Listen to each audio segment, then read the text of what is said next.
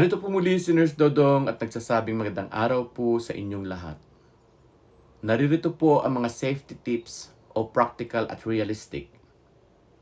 Iwas po tayo sa pinanggalingan, huwag kumain ng prutas na may kagat ng paniki. Huwag po tayong uminom ng hilaw na katas ng prutas, lalo na kung di sigurado ang pinanggalingan.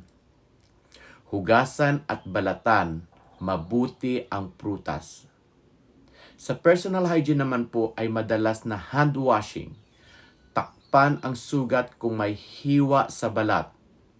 Iwas po tayo sa direct contact sa laway, dugo o ihi ng hayop. Kapag may sakit, huwag pumasok kung may lagnat. Magmask kung may sintomas. Magpatingin agad kung may kakaibang sintomas, lalo na po kung neurological. At para po sa mga travelers, kung galing ka sa bansa na may outbreak, i-monitor ang sarili sa loob ng 21 days. Magpatingin agad kung nagkasintomas. Mas maganda po kung tayo ay may kaalaman. Pag-usapan po natin sa susunod kung may risk ba sa Pilipinas. Kaya abangan po natin ito. At ito na po ang huling usapan ukol po sa Nipah.